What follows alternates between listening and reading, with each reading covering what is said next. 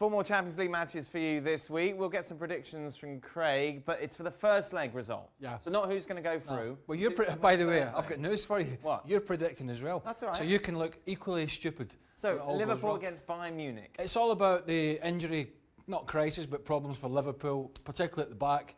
But I still think they're going to have enough against a Bayern team that have struggled in that area. In the first leg, I'm going for a Liverpool victory at Anfield on a raucous evening. I'm going to go for a draw between those two teams. Ben sitting again. Lyon against Barcelona. I think this is a tougher game than maybe people just looking at it think, well, you know, Barcelona's just going to drop this. But you don't forget, they beat City twice. Well, they got 2 results. I know they certainly won at the Etihad. However, having said all that, I'm going to go for a narrow Barca win. I know you're going to go for a draw. I am indeed going to go for a draw. I can read your mind. Atleti against Juventus. Right. Ronaldo goes to Juventus to win the Champions League again with them, not to win another Scudetto, which they're going to do anyway. And I think he comes through. In the second leg, I'm going for a draw at home. Do you know what I'm going to go for? A draw? Yep, why not? And then Schalke against Manchester City. No, I think, you know, City are going to put a strong team out, obviously. And we've seen some of the form they've been in recently. I think they're going to be too strong for a decent Schalke side. Go for the draw. Draw all the way from me. Liverpool, Barca and Manchester City for Craig. Of course, lots of coverage regarding those games right here on ESPN FC throughout the week. You've got the likes of Hudson-Odoi, and I was looking at some comments made by Zola over the course of the week that he's right on the fringe and he's nearly into the first team.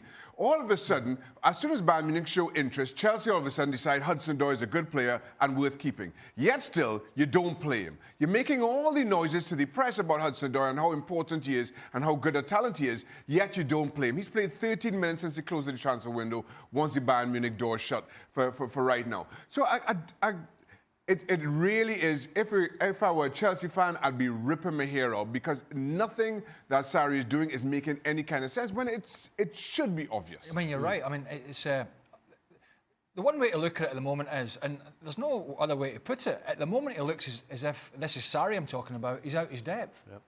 All right, I know he managed in Italy and I know he managed at Napoli, that's fine. He had some certain players, he played a certain way, got a great amount of points, didn't win anything. Oh, by the way, crashed out the Champions League as well, then threw the Europa League in because he thought he was going to go for the Serie A title, and he didn't get it. But what the hell were they doing in Serie A about Jorginho? I mean, this supposedly great tactical league has allowed this guy to play the same system every week, week in, week out. And I know he had Hamzik and he had Allen next to him, and they're probably better at that position than the 2 Chelsea guys at the moment. Well, for sure they are.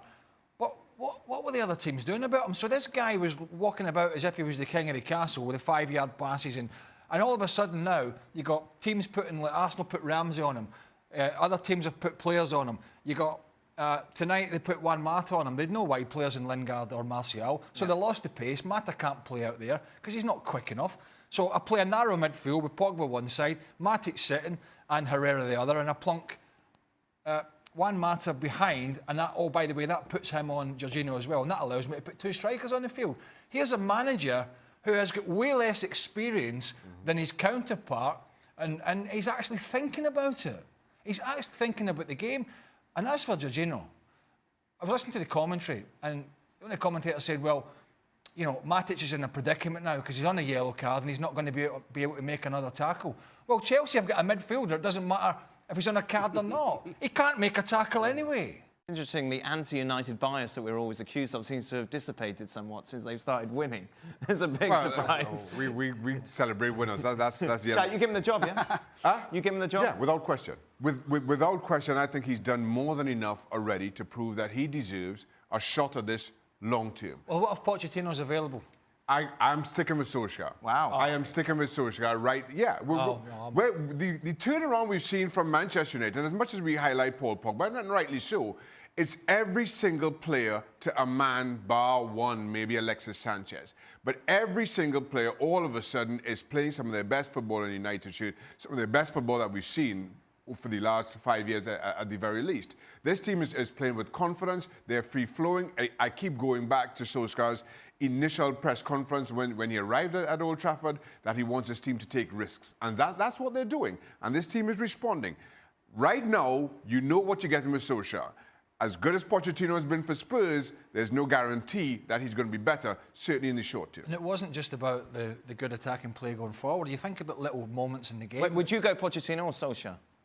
And if I could get Pochettino, I'd go Pochettino. Right. But the little moments in the game that change things, that certainly help out. If you think about it away from the attacking sense, was at 2-0 in the second half was the great challenge from Luke Shaw when the ball was slipped down the inside in the penalty box and Romero comes out and they clatter each other. Pedro, I think it was. Was it Pedro was in? But Luke Shaw, another player, he just looks fitter again, looks more confident. And the way he recovered from that, from the position he was in to make that challenge, because it looked like it was going to be a goal-scoring opportunity. These moments are big for United as well. Quickly, Pochettino or Solskjaer? Pochettino. It's arguably the biggest tie of the Champions League over the next couple of days. Liverpool taking on Bayern Munich. Bayern just favourites going into the tie to advance. Liverpool, of course, with some injury concerns as well. Firmino didn't train today because he's got a virus. No Van Dijk, he's suspended. And it looks like Lovren won't be available either. You look at that team, Stevie. Does it concern you? We think Firmino will be available. I think Firmino will be available. Yeah. Shaqiri will step out. Yeah, but regardless, I mean, it's clear where the problems may be for Liverpool, and that is the fact that Fabinho, who's not a centre-back, is going to have to play there, and Matip, who has had a tough time at centre-back, even though he's been playing with Van Dijk. Yeah. That's a huge question mark. We talk about question marks as well, not only around the Liverpool team, but the Bayern Munich side as well, defensively. Well, there's also a question mark where he's going to watch the game tomorrow. He won't watch it with us. Because he's not watching it with us unless you're bringing... No, he'll get angry. Aye, well, He'll go and watch it. They weren't great at the weekend again, Bayern Munich. Hummels and Sula at the back. Anything, any pace, anything down the side, any quick balls into the box. Sula can't sort his feet out. Big and strong, but they still look susceptible at the back. They try and get James Rodriguez is getting more game time at the moment. They try and get him into the game. Plays a little bit on the left, and then sometimes he'll drop in behind Lewandowski in there. So there's a few things that Klopp will have to keep his eye on. But I think even with the injuries, certainly in the first leg, I fancy Liverpool to get a win. At least take something to Germany. Welcome to Extra Time. Stevie back from his holiday. Should we divulge the conversation he had in makeup today? Holiday. Yes. you have to.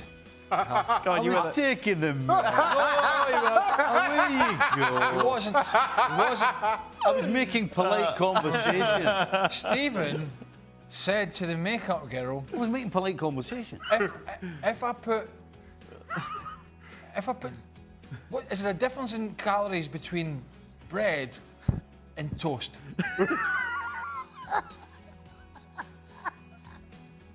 So I was having a laugh, wasn't I? She said, "Are you serious?" She went, "Yeah." She went, "No." Did you think the toast maybe burnt some of the calories? Yeah, burnt some off. Well, that's his exercise for the day, the toast. Well, look at him now, being all Mr. Nice Guy. He popped up with a set of running shoes on. Did you think? What? Yeah. I just overheard it. Yeah. How's that being Mr. Nice Guy? I was having a carry-on. No I was making polite conversation. He said, I've got to find a way. He said, I've got to find a way to trim down a little bit. So it's not giving bread up. Is it any less calorific? Any less calorific once it comes out the toaster? Calorific, is that a word? Yes. Okay. First tweet, a lot of tweets about Sarri. No Sarri defending from Gab tonight. Too bad, because Gab not on the show. He was never planned to be on the show. Because you know he would have stuck up for him, right? He wouldn't have stuck out, he would have explained him. Yeah, he's a I think that's the difference. Sarri You just explainer. don't understand. Because this is what he does. What does Gets beat and does it the same way all the time. So he's getting beat the same way all the time. And then he's going to get sacked, but he's getting sacked the same way. And that's the Sarri ball. I'd love to know how You guys just don't get it. can try and explain to us what Sarri's thinking, right? Well, Because we were trying to figure out earlier, what possible reason would you put Zappacosta on for Aspilicueta? It makes absolutely no sense. It makes them no better. So how Gam's going to figure that one out is beyond me. where does Chelsea Tell go? them what the Chelsea fans were singing. Well, They were singing. I can't say that. I'd like to work tomorrow. Why would you bring that up? They were singing an expletive. Yes. Your Sarri ball. Yes. Good. Where does Chelsea go from here? I'm just saying. Double down on Sarri, but risk missing Europe next season, or sack Sarri and risk worsening the reputation for prospective replacements? What do you mean? I don't know. Sorry. Zach, sorry. What's the- Double down on sorry, but Wait a minute. you know what? Reputation as Chelsea and Abramovich are a second club and owner. Well, is that Does not- that get any worse? Is that, I mean, is that everybody not the knows same? that. Does it not fly in the face of that being the same? I mean, would Man United have not had that thought process?